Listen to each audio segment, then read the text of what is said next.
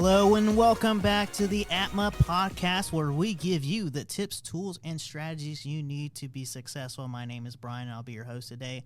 And today I have some special guests with me. They are obviously prettier than me. I would like to introduce our interns. So go ahead and introduce yourselves. Hi, I'm Ivy. I'm an intern for ATMA, and I'm currently a junior in high school. And I'm Bree, and I'm a content writing intern here at ATMA, and I'm a student at the University of Texas at Austin. Man, we got some big headways here, as you can tell. What we're going to be talking about today, and I'm most likely going to keep the camera on you ladies most of the journey, but what we're going to talk about today is marketing to Gen Z. Obviously, I'm not Gen Z, but you ladies are. What was that face for? I didn't make a face. Yes, okay. So, obviously, I'm a millennial, and then we've got the Gen Zers here. They're going to be teaching us about, where they get their information and how they're consuming information and how to get in front of them, most likely, because who better to talk about Gen Z marketing than Gen Zers? Amen. So tell us a little bit about, what you guys use, what kind of social media channels you guys use for marketing. I mean, not marketing, but what do you guys use on a day-to-day basis? I mean, for me, I'm always on TikTok. I mean, that's definitely the most cliche answer, but that is your straight-to-point answer. For me, I wake up, I'm on TikTok. I go to sleep, I'm on TikTok. Before I go work out, I'm on TikTok. I'm always on TikTok except for when I'm working here. Well, that's pretty bad. Okay. And for me, it's Instagram. Definitely Instagram. I am afraid to check my screen time on my phone for Instagram because I just know it's going to be so much. But on Instagram, I also see a lot of TikTok videos. Most of it's recycled content. So whenever you make a TikTok video, you can just use it on other platforms like YouTube or Instagram. So I also, I guess in a way, consume a lot of TikTok in that sense too. But definitely Instagram is amazing. I love the platform. Yeah. Well, that's awesome. So tell me, do you guys use any Facebook? Okay, so to an extent, I have Facebook to keep up with my older relatives. Oh, wow. Wow. Or honestly, just to see more of the older generation within Facebook, but I'm never on it. It's probably undownloaded because all my storage is full on my phone. So basically, use Facebook to keep up with people. Is that it? I mean, I use Facebook to it's the older people, yeah. Oh, the older people. Yeah. Well, we appreciate you telling us that we're old. Anyway, so you're on TikTok, you're on Instagram, right? Now, it's funny you say you live and breathe and die TikTok, but there's some news and speculation out there that TikTok could be under some scrutiny and dealing with some government issues. What's your take on that? If it goes down, where would you go? So it's really the way that I would say it was that it would probably transform into another app. Just as Bri had said, Instagram and TikTok, they kind of just use recycled content. So, and generally Instagram has the same concept as TikTok, just slightly different. So honestly, I think that Instagram would probably take over if TikTok got banned. What do you think, Bri? For sure. I agree with that. The thing about TikTok is the influencers on TikTok, the content creators, and a lot of companies, they have other social media too. So they have Instagram, they have YouTube, they have all these different platforms. So it's not just TikTok. And so they already have that base that they can just transfer to another platform. And like Ivy said, Instagram has, short form video like TikTok, and also YouTube has shorts, YouTube shorts, which are very similar to TikTok videos. So I think that even if there were to be a ban or a lot of restrictions, you could just transfer your platform and your audience over to another, social media site. Nice. So, you guys are on Instagram and TikTok. What attracts you? What kind of content attracts you? What kind of content, you say, no, that's not for me. So I think what really keeps me attracted to TikTok and Instagram is just the short form content, right? It's, I want to see something quick, easy, but efficient. So if I want to watch a video and it's 5 seconds and it's a funny meme, I enjoy that and I want to scroll to the next one. I think it just keeps my brain occupied with different things, and I tend to really have a short attention span. I don't know if that's the same for you. Definitely. Yeah, but my attention span is so short, I can't sit down and watch a 30-minute video and thoroughly enjoy it. Well, you heard it from them already. See, they have a short attention span. It's just getting worse by generation by generation. Yeah. It really is. And I think I read a study that Gen Z's attention span is just a fraction of the previous generation. So something that's quick, easy, convenient, something that we can, I guess you can say, snack on. Like we can look whenever we have free time, just look a little bit and get the content, get all the information, but we don't have to spend a lot of time on it. And we find it to be, entertaining and informative. And I think that's really important. And especially to have a good hook, that is crucial, because if your video is not interesting within the first few seconds, I have the ability to just swipe past it and look at something else. Yeah. So that is something to be very cognizant about with a digital platform. Yeah, and I think Gen Z, they're very easy to change up. I mean, they're not really somebody who would be like, oh, I like that product, I'll stay with it forever. They're open to change. We've been open to change probably our whole life, as there's been a lot of technological change. So as it progressed more, we progressed more with that. Awesome. So tell me, now you guys are obviously TikTok and Instagram. You got the Reels, you've got, TikTok videos. So if you've got these posts going out on social media, which is primarily on Facebook, Instagram, obviously that's where the older generation is. You're going into market it to Gen Zers.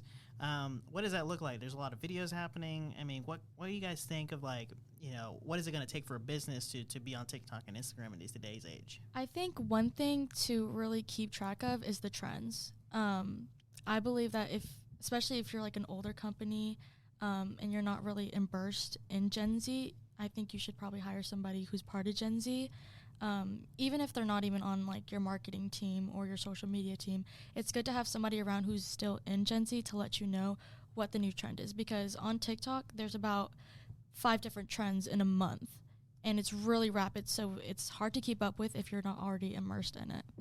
Exactly. I agree with that. And I would also say that go on the For You page on TikTok. There's a bunch of videos that are trending, popular, stuff that relates to the content that you're putting out, and see what's trending on there. Talk to people in Gen Z, see what they like, and really read the news, see what's happening within Gen Z, what the trends are just within the generation as a whole, and just understand us a lot. I feel like that is very, very crucial to do, because if you're doing something that is an old trend, it's kind of a turnoff, honestly.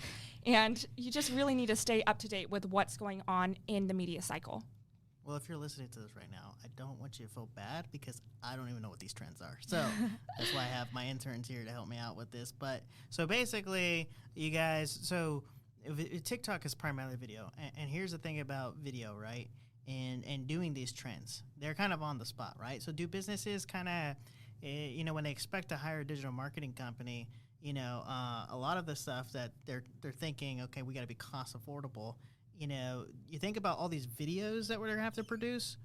That's basically having a video. I mean, we talked about that. Ivy, by the way, before we even talked about TikTok, I got ridiculed as a millennial about my strategy with TikTok. I mean, man, Gen Zs, you talk about hardship, man. They are hard on you. But basically, you need a on staff videographer to get these trends. Am I right? Yes, you do. And I think the good thing about TikTok is that nobody really cares for quality. I mean, a simple iPhone will do just fine. So a lot of technology is necessarily just not needed when it comes to TikTok. I would say the same thing. The thing about TikTok is you can just film that on your phone. You don't need super fancy equipment. A lot of the TikToks that I see that I like, they aren't the highest quality, but they're funny, they're relatable, and they're easy to digest. Yeah. They aren't something that is, super high quality Hollywood style movie, but they're just very fun and easygoing, I would say. So that brings me up another point. That's actually a great topic. You guys talk about the quality of content, right? Because when you're dealing with even older generation than millennials, right? They're accustomed to this. If they're going to hire you, they need these quality Hollywood-style videos. And what you're telling me right now is that, no, not necessarily. You still have to pay for the time that's somebody's got to be there, because it's basically a full-time job, right? Yeah. Being there and filming this stuff, but quality, just throw it out the door and just have fun with it. Is that what you're trying to tell me? Yeah. Gen Z, honestly, yes, we love professionalism, we love cinematography, but we are just here to have fun. I think people need to understand that we are still young, and since we are born in the digital age, we're gonna have we just want to have fun with that. That's funny. He's like, girls just want to have fun. Yeah, I mean, like, even so, like, you don't even need a videographer. Like, sometimes people just use content that's already on the internet. Mm-hmm. Like, let's say you want to do a meme, right? And then there's already just, like, a picture, and then you can relay off that. And it's, like, I think that's one of the cool things about TikTok is you don't have to always create your own content. Yeah, you just got to be careful, though. Yes. Okay, because we had this conversation about your memes. And one thing about when businesses, when they're doing TikTok, is that they can't use copyrighted material, right? So they can't, we can't be doing a famous song for a business account because it would be flagged, right? Yeah. So on TikTok, yes, there are licensed songs that have like the album cover that have the copyrights to the artist, but there are a lot of, I would like to call them audios, where the sounds or the music is like altered to where it's either sped up or it's just on a different name under a different track, so it's not necessarily licensed. So businesses, I believe, will still be able to use that. Yes, and they have remixes of songs on there, and they go viral. Those songs trend so much, especially within our generation. And on TikTok, there's a feature called a Stitch, I believe, and that's where you can take a short piece of content from another user and then add on to that with your own content. And those are very popular, and people become very successful by doing those, and they can make it unique and they can make it curated to their own content. Yeah, so once again, though, like, just so I'm clear to my viewers here, you need to do your research on what kind of music you're going to use for your TikTok videos before you start doing TikTok videos, because the last thing you want to do is go viral, and the next thing you know, you're getting a letter in the mail or somebody delivering you a letter saying, hey, you got to stop cease and desist, right? And so, this is a great topic. Thank you, ladies, for being on the show today. We're going to be doing a series of Gen Z and how to market to you ladies. So I'm interested, and I'm sure everyone is interested of what's going on. What do you guys, what's like dissecting your train of thought here and figuring out how to market to you ladies. And then eventually you ladies will do your own little podcast throughout this series. And I won't even be on here, so I won't even know what kind of content they're doing, but it's kind of scary. But thank you, ladies, for being here. For the viewers online, thank you guys for joining us. My name is Brian, and I'll see you guys next time.